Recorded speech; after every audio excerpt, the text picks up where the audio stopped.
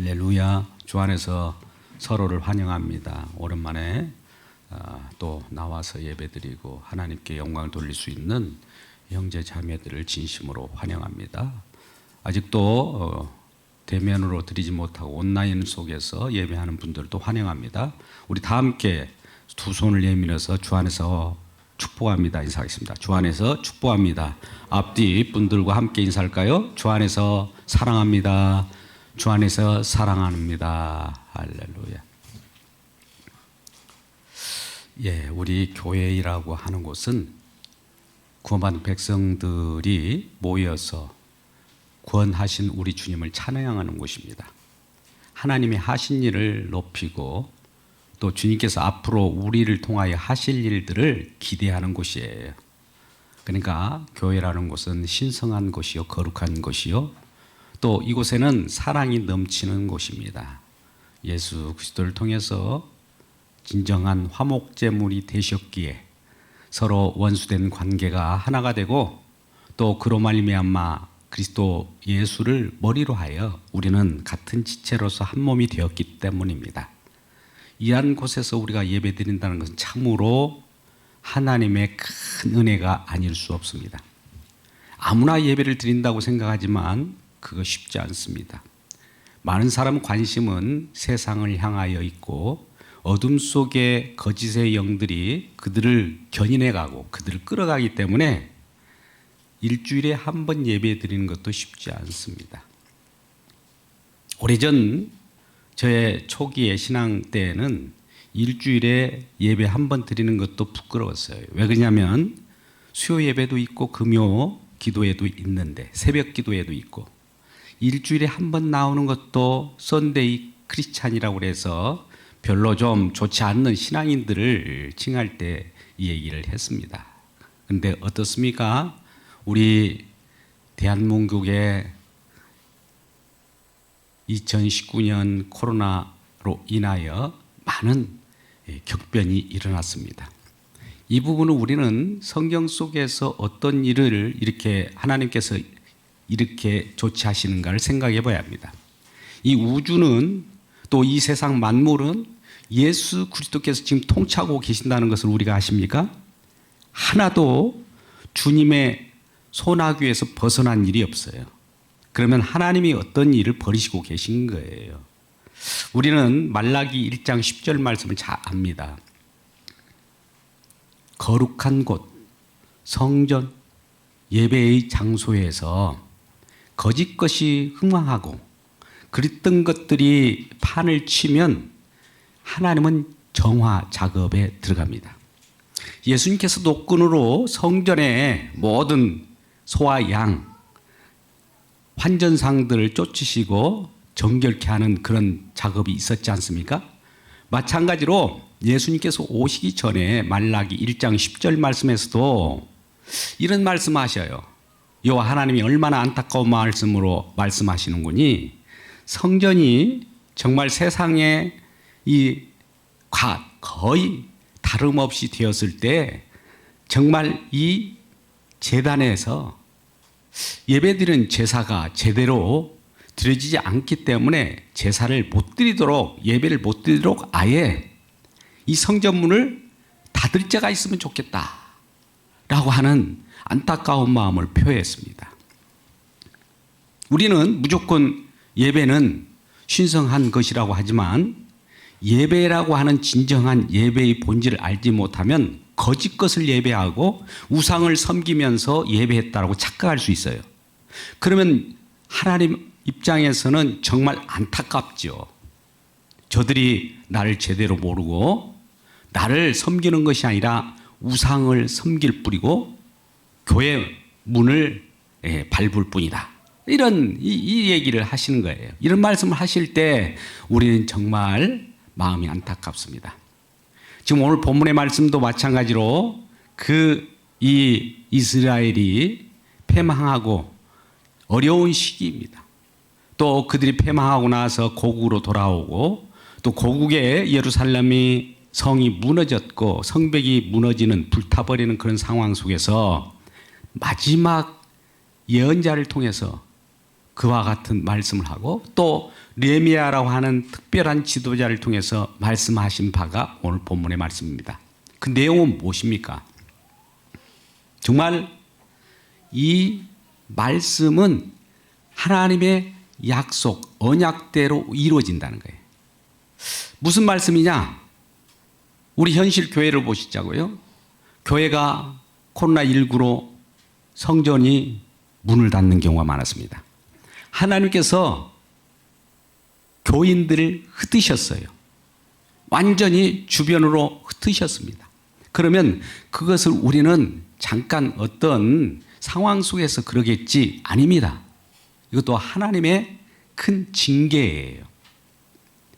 우리는 이런 것들을 예민하게 봐야 합니다. 왜 어떻게 봐야 되겠습니까? 사회 환경은 사회 환경, 우리 눈으로 그냥 환경을 보는 것이 아니라 성경 속에서 예수의 마음으로 십자가의 그 은혜를 통하여 말씀을 보게 되면 그것이 보이게 되는 거예요.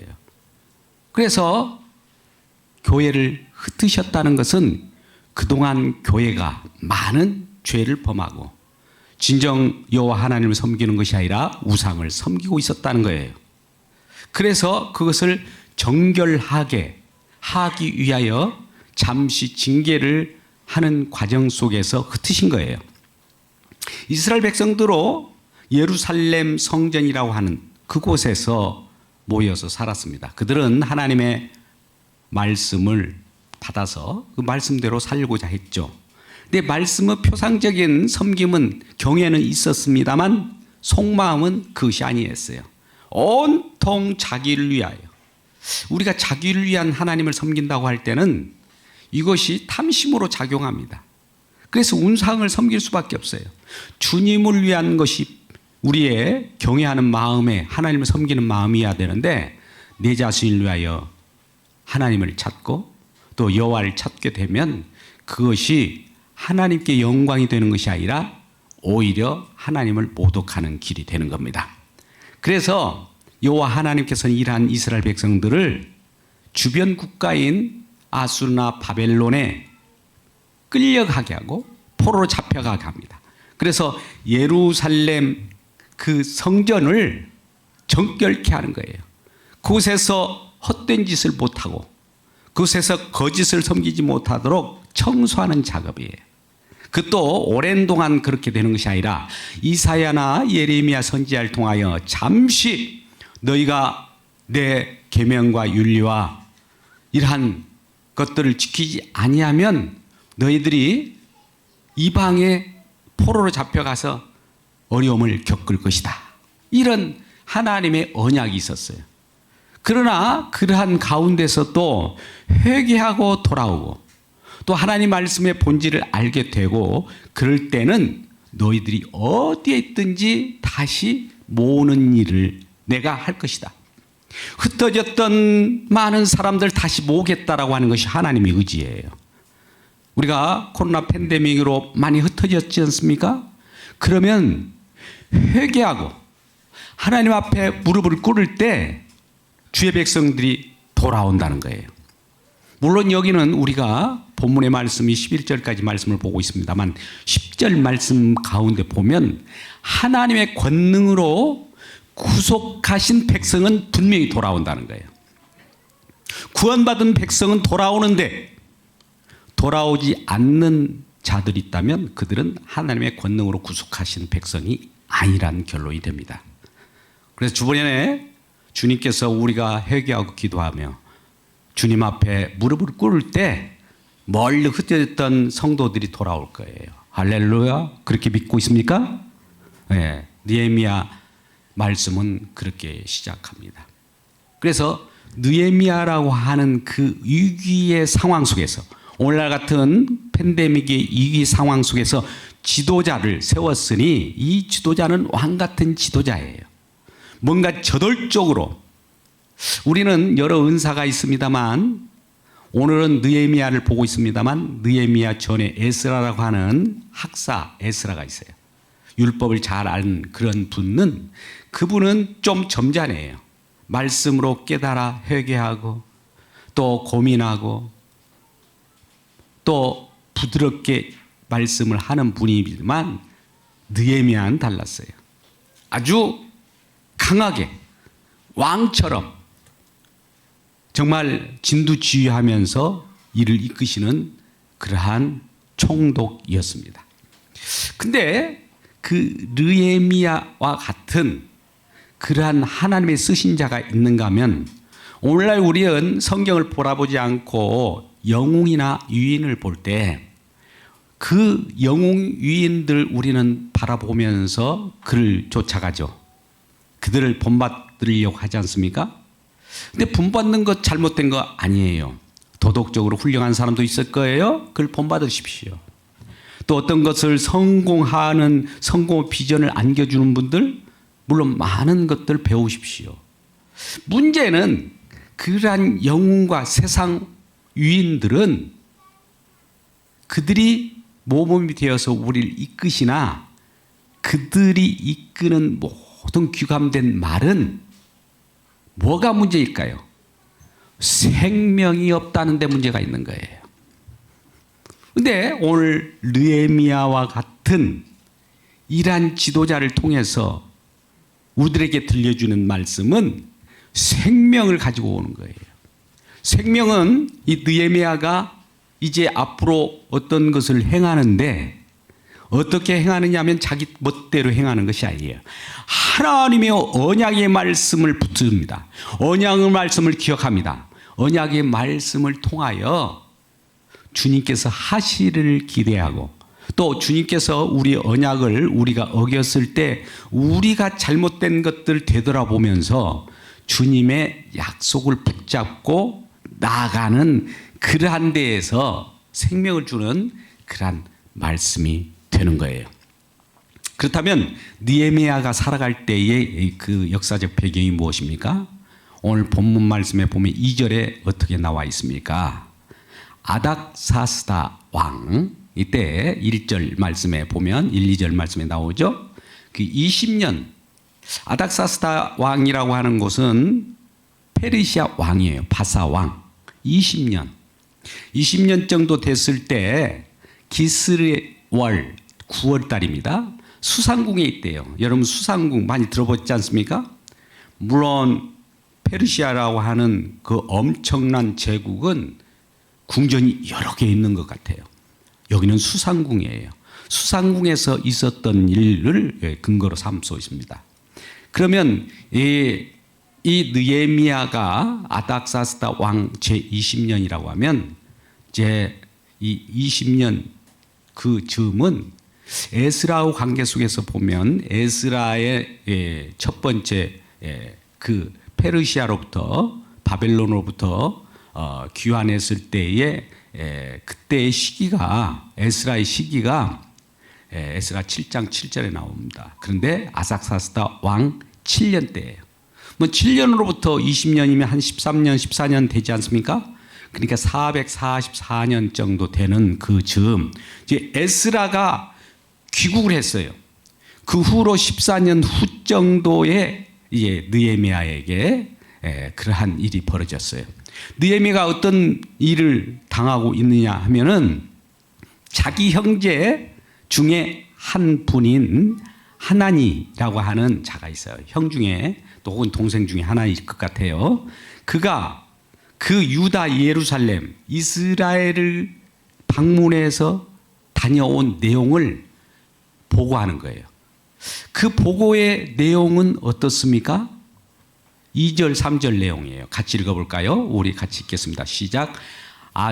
내 형제의 가운데 하나인 하나니가 두어 사람과 함께 유다에서 내게 이르렀기로 내가 그 사로잡힘을 면하고 남아있는 유다 예루살렘 사람들의 형편을 물은즉 그들이 내게 이르되 사로잡힘을 면하고 남아있는 자들이 그 지방 거기에서 큰 환난을 당하고 능욕을 받으며 예루살렘 성은 허물어지고 성문들은 불탔다 하는지라. 자, 성문은 불타고 예루살렘 성은 무너지고 거기에서 뭡니까? 남아있는 자들, 즉 사로잡힘을 면한 자들. 여러분, 사로잡힘을 면한다라고 하는 건 뭡니까? 뭔가 사로잡혔다가 노인 자들을 사로잡힘을 면한 자라고 할 수도 있고, 사로잡아 갈 때 그냥 사로잡히지 않고 남아있는 자일 수도 있어요. 두 가지로 볼 수 있습니다. 사로잡힘을 면한다 하고 하는 것은 사로잡히지 않는 자일 수도 있고, 사로잡혔다가 면한다, 해방된 자일 수 있어요. 그러니까 이들이 지금 예루살렘 성에 이렇게 와서 그 지역에 살고 있는데 그들이 환난을 당한대요. 능욕을 당한대요. 그리고 성전은 이미 허물어져 버리고 문은, 성전 문 불타버렸다는 거예요. 이런 보고를 들은 느헤미야는 어떤 반응을 보일까요? 4절 말씀입니다. 4절 읽겠습니다. 같이 읽겠습니다. 시작. 내가 이 말을 듣고 앉아서 울고 수일 동안 슬퍼하며 하늘의 하나님 앞에 금식하며 기도하며. 지금 느헤미야가 말하는 거예요. 내가 이 말을 듣고 내 고국의 그 성전이 허물어지고 성문이 불타고 그곳에 있는 남아있는 우리 백성들도 능욕을 당하고 환난을 당한다는 이 소식을 듣고 너무너무 마음이 안타까운 거예요.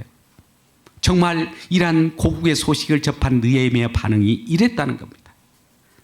바로 이러한 상황을 접한 느헤미야는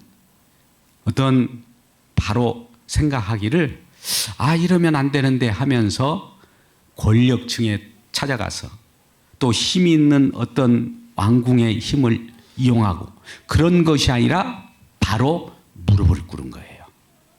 수일 동안 눈물을 흘린 거예요. 기도한 거예요. 그것도 금식하면서. 그 느헤미야의 기도의 내용이 오늘 본문의 말씀인데요. 어떻게 기도하며 또 어떻게 기도 내용이 이루어지는가가 오늘 본문의 말씀입니다. 궁극적으로 이스라엘 백성들이 주의 이름이 있는 그 택하신 곳에 돌아오게 하소서, 다시 회복되게 하소서. 예배가 회파되고 많은 주의 백성들이 교회를 떠났지만 이제 다시 교회로 몰려들게 하여 주십시오. 이 기도를 하는 거예요. 그냥 몰려들게 하는 그 기도의 근거가 무엇을 근거로 하여 기도할까요? 또 누구에게 기도하며 어떤 기도를 하는 내용이 이제 앞으로 전개되는데 그 말씀을 우리가 보도록 하겠습니다. 누구에게 기도할까요? 우리는 누구에게 기도합니까? 여러분, 우리 기도의 대상이 있을 거 아닙니까? 아무나 하늘에 대고 누구든 신이든 내 응답해 주세요, 이렇게 기도합니까? 우리는 믿는 하나님이 있어요. 5절 말씀입니다. 이런 하나님께 기도하는 거예요. 이게 분명해야 돼요. 5절을 같이 읽겠습니다. 시작. 이르되 하늘을 하나님 여호와 크고 들어오신 하나님이여, 주를 사랑하고 주의 계명을 지키는 자에게 언약을 지키시며 긍휼을 베푸시는 주여, 간구하나이다. 언약을 지키시며 긍휼을 베푸시는 분이에요. 그분은 허투루 말씀한 바가 없어요. 약속의 말씀, 언약의 말씀을 지키는 분이에요. 그리고 긍휼을 베푼대요. 긍휼이라고 하는 것은 우리가 약속을 못 지킬지라도 주님께서 지키신 그 은혜대로 우리를 용서하시는 그 은혜를, 그 사랑을 긍휼이라고 합니다. 하나님은 전능하시기 때문에 모든 일을 할 수 있지만 인간은 유한한 인간이기 때문에 하나님 말씀을 우리가 받아도 거기에 무력해요. 그럴 때 우리 마음은, 심령은 애통하겠죠. 그러한 자들에게 긍휼을 베푸셔서 사랑으로 감싸는 분이시여 라고 하면서 언약을 내세우는 거예요. 언약의 하나님. 우리는 이 말씀을 우리가 생각할 때 아브라함의 하나님, 이삭의 하나님, 야곱의 하나님, 이런 말씀을 하잖아요. 이게 언약의 하나님이에요. 약속에 신실하신 하나님, 약속을 꼭 지키고야만 하나님, 그런 하나님을 대상으로 기도하는 거예요. 그러면 기도의 구체적인 내용이 뭘까요? 기도의 구체적인 내용이 뭡니까? 6절, 7절 말씀을 보겠습니다. 먼저 6절, 7절 말씀, 기도의 내용이 두 가지로 나오는데 6절, 7절 말씀하고 8절, 9절 말씀은 두 가지로 우리가 분류할 수 있는데 6절, 7절 말씀을 같이 읽겠습니다. 시작. 이제 종이 죄 종들인 이스라엘 자손을 위하여 주야로 기도하오며 우리 이스라엘 자손이 주께 범죄한 죄들을 자복하오니 주는 기울이시며 눈을 여시사 종의 기도를 들으시옵소서. 나와 내 아버지 집이 범죄하여 주를 향하여 크게 악을 행하여 주께서 주의 종 모세에게 명령하신 계명과 율례와 규례를 지키지 아니하였나이다. 지금 뭐 하고 있어요? 죄를 자복하고 있죠. 회개 기도하고 있잖아요. 이 회개 기도가 뭡니까? 왜 회개를 했을까요? 그 기도의 내용이 회개하는 기도예요. 자복하는 기도예요. 모세를 통하여 우리에게 계명과 율례 이걸 주었는데 우리는 그것을 지키지 않았다는 거예요. 나와 내 아버지 집이 악을 행하였다는 거예요. 하나님 말씀을 지키지 않았기 때문에 우리가 포로로 끌려갔구나. 포로로 잡혀간 것들이 결과적으로 모세를 통하여 우리에게 주신 말씀이 우리가 지키지 않았을 때는 저주를 준다고 했거든요. 여러분, 모세를 통하여 우리에게 주신 말씀 있지 않습니까? 우리 신명기 28장을 축복의 장으로 알고 있잖아요. 신명기 28장은 들어가도 나가도 복 얘기 나오잖아요. 신명기 28장 1절에 14절은 들어가도 나가도 복이에요. 어떨 때? 하나님의 계명과 말씀을 순종할 때. 그렇다면 말씀을 순종하지 않고 하나님의 계명을 어기면 어떨까요? 신명기 28장 15절부터 64절까지 말씀은 어떻게 나옵니까? 말씀을 어기면 저주래요. 말씀을 지키느냐 안 지키느냐에 따라서 축복이냐 저주가 나오는데 이스라엘 백성들이 그 말씀을 지킬 수 있어야 말이죠. 지킬 수 없으니까 결국 저주를 받아서 이방의 포로로 끌려간 거예요. 이것은 저주예요. 그렇다면 이 저주로서 끝납니까? 하나님은 영원한 저주를 우리에게 주려고 합니까? 잠깐의 징계였던 거예요. 다시 이러한 하나님의 말씀을 제대로 못 지켜서 범죄해서 악을 행하여 계명을 지키지 못하였느니라 라고 자복하며 회개할 때 이 자복의 회개를 우리 여호와 하나님께서는 들으시는 거예요. 그리고 두 번째는 자복의 회개뿐만 아니라 이 여호와 하나님, 내가 기도하는데 이건 이제 8절 9절 말씀에 나옵니다만 언약을 기억해 주십시오라고 기도합니다. 첫 번째는 뭐였어요? 아까 회개하는 기도를 먼저 했고 자복하는 기도를 했고 우리가 범죄하였나이다. 즉 우리는 죄인으로소이다. 이거 고백을 한 다음에 언약, 하나님이 약속하신 것을 나는 의지하여 기도합니다 라고 하는 거예요. 자, 우리 8절 9절 말씀을 같이 읽어봐요. 우리 같이 읽겠습니다. 시작. 옛적에 주께서 주의 종 모세에게 명령하여 이르시되 만일 너희가 범죄하면 내가 너희를 여러 나라 가운데 흩을 것이요. 그 다음에 만일 내게로 돌아와 내 계명을 지켜 행하면 너희 쫓긴 자가 하늘 끝에 있을지라도 내가 거기서부터 그들을 모아 내 이름을 두려고 택한 곳에 돌아오게 하리라 하신 말씀을 이제 청하건대 기억하옵소서. 하나님이 말씀하신 거 우리는 그동안 까맣게 잊고 하나님의 말씀을 어겨서 포로로 잡혀갔는데 이제 그 말씀이 기억났어요. 근데 여호와 하나님께서도 기억하시죠? 그 말씀을 기억하신 대로 그 말씀을 좀 기억하신 대로 우리에게 기도에 응답하여 주십시오라고 하는 거예요.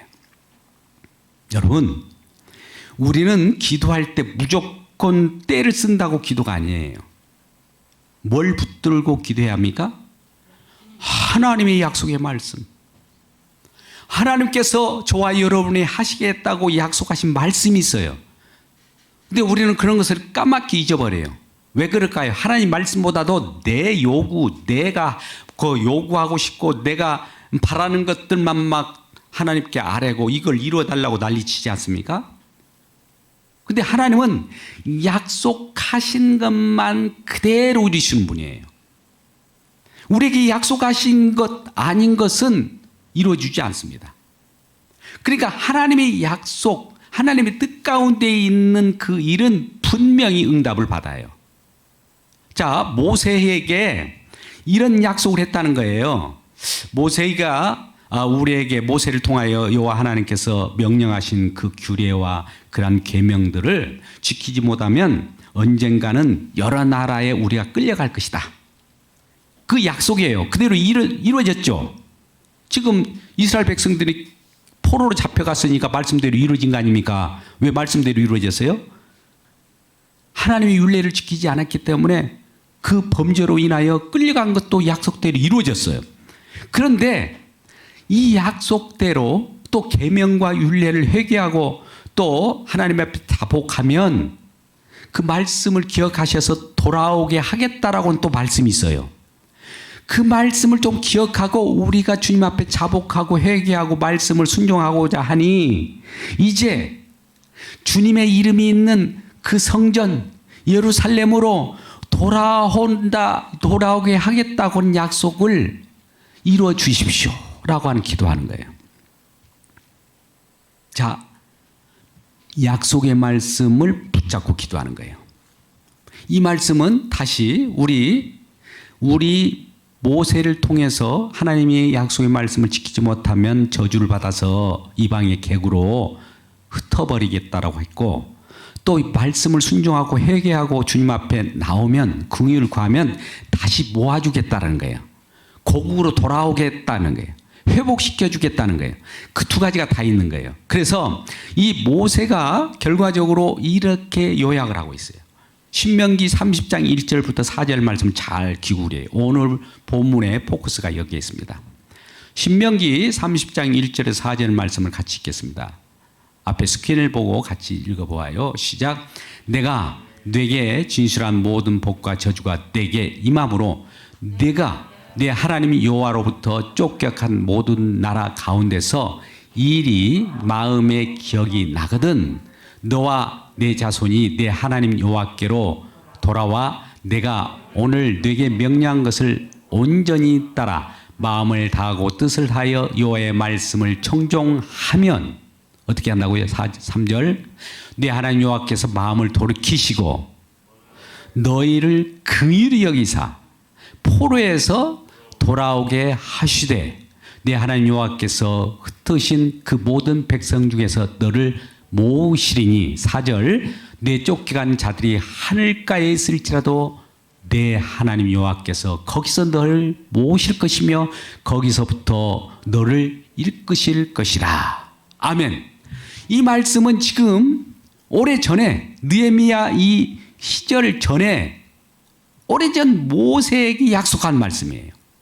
느헤미야는 이 말씀을 인용해서 지금 기도하고 있어요. 모세에게 여호와 하나님 약속하셨지 않습니까? 회개하고 돌아오면 그 이방의 객으로 이리저리 흩어버린 백성들을 그가 하늘 끝에 있을지라도 모아서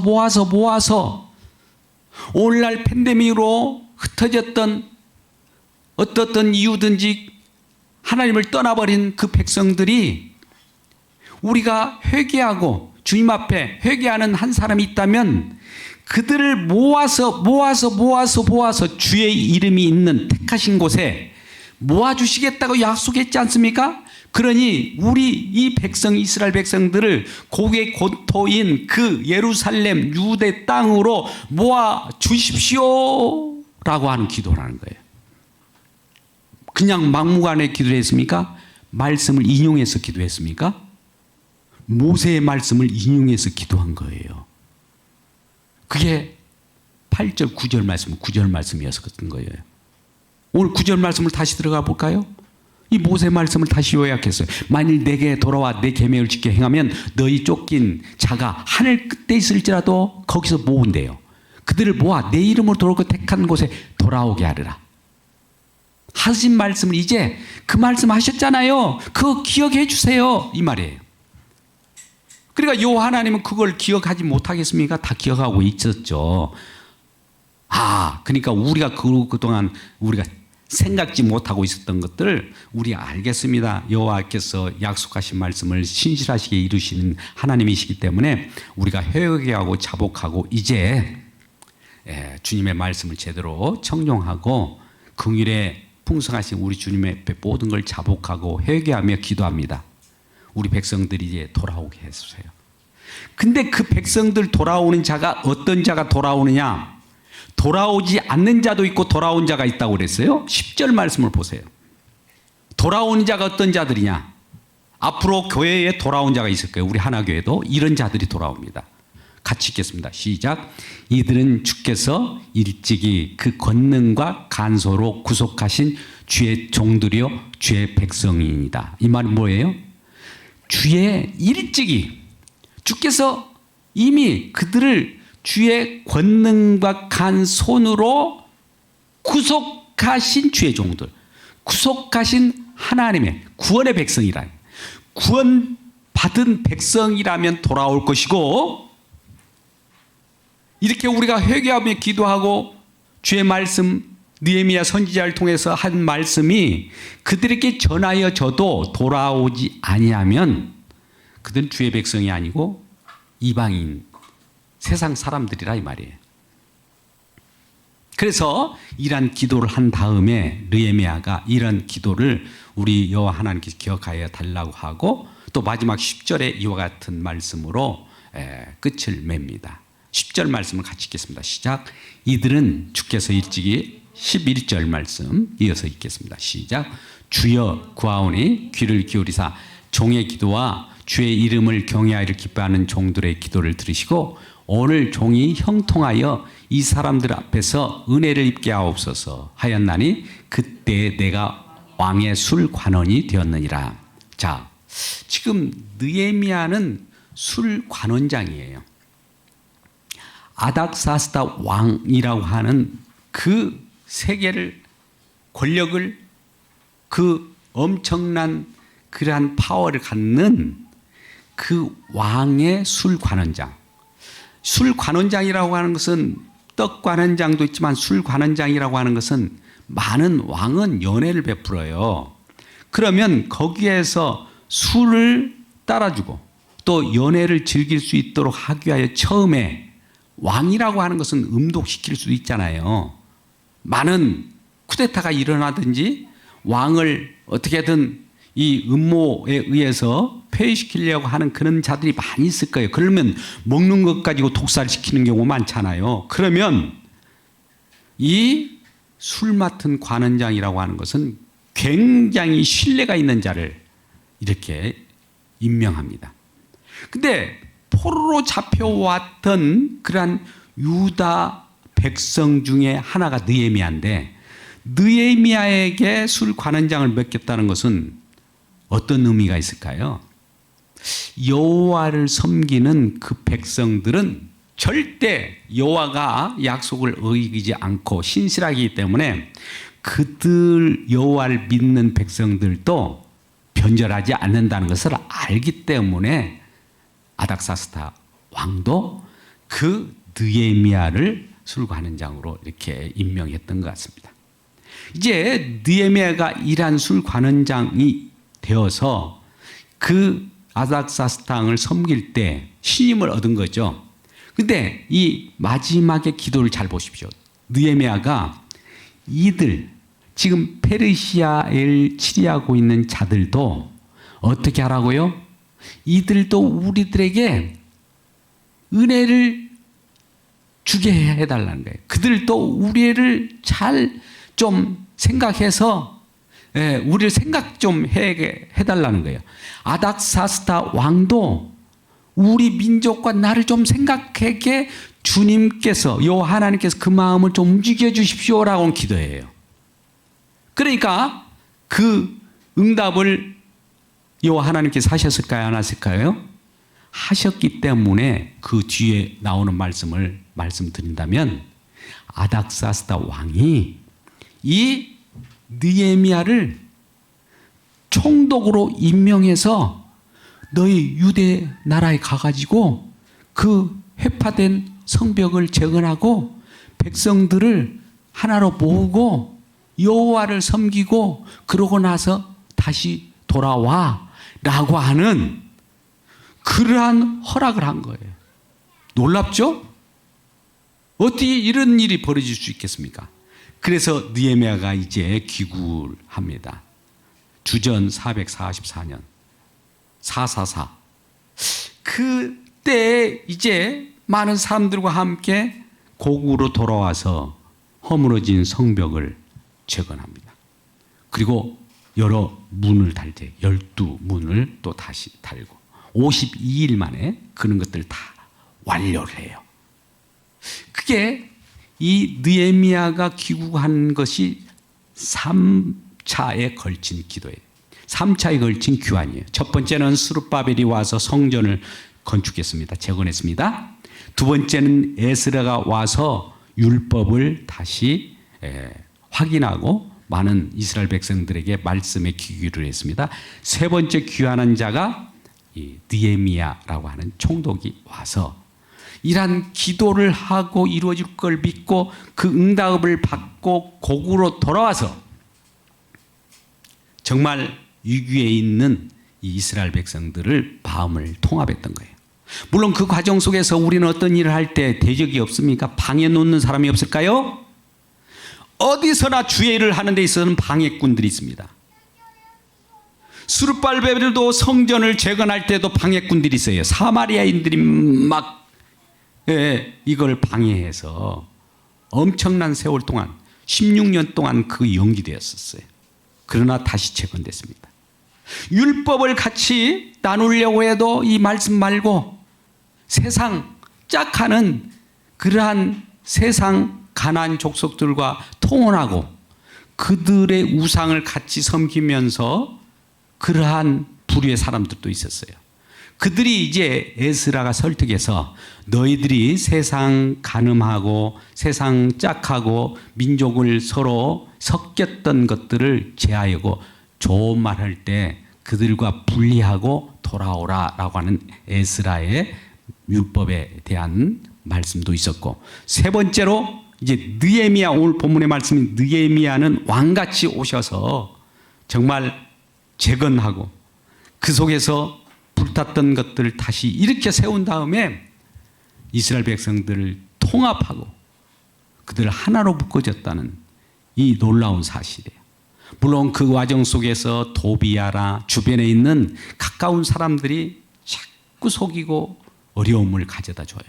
그러나 그럼에도 불구하고 모든 하나님의 언약에 신실하신 하나님께서 해주겠다고 하는 그 말씀을 믿었기 때문에 하나님이 하셨다는 거예요.